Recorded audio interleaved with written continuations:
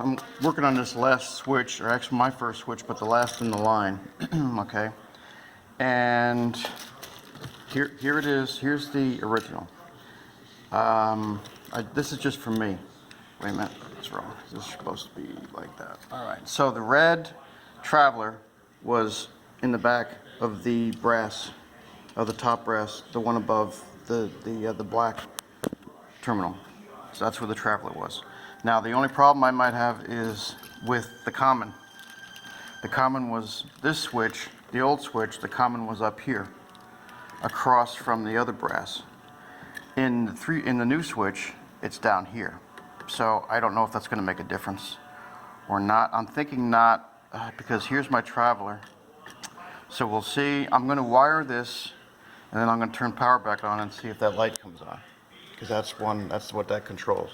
Now, here's the situation I've seen before. See how this is the same wire coming in and going out, right? That's the same wire. All they did was they stripped the wire in the middle of it somewhere and they looped it. See that?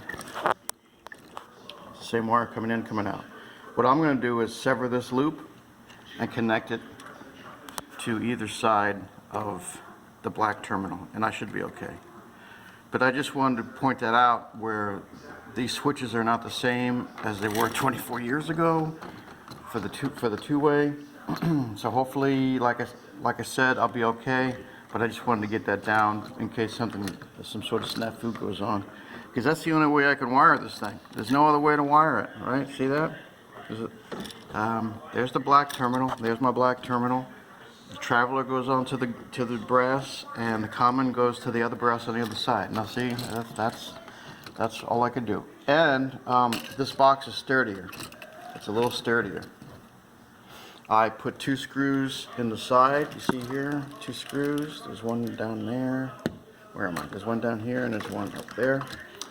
I also used a shim. There's no stud here. Go figure. There's a stud here, but no stud here. So they could have put a 2x4, because there's probably a stud somewhere. I think there's a stud right here. But they were just too lazy to do it.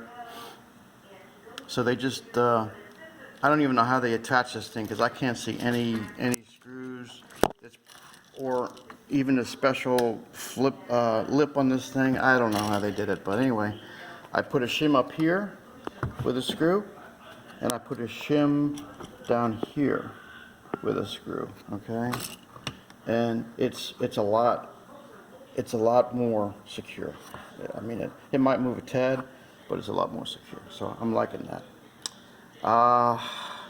I'm thinking about caulking. I don't know, because it's a big lip here, and this is an interior wall, but it does, and that's not the only reason why you want to caulk it, because air can come from the attic space, can come through the sill plate or the top plate, I believe it or not, and it could travel all the way down here and leak in. So I might caulk in there. I don't know. I'll revisit that when I'm ready. But as far as getting this done, I'm going to cut this loop, like I said, and I'm going to put these 2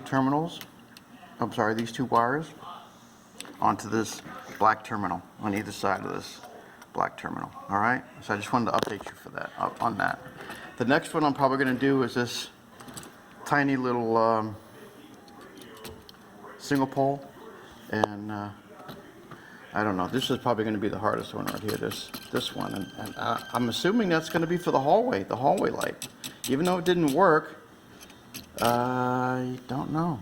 Of course, it could be the wiring, because these electricians, they were professional.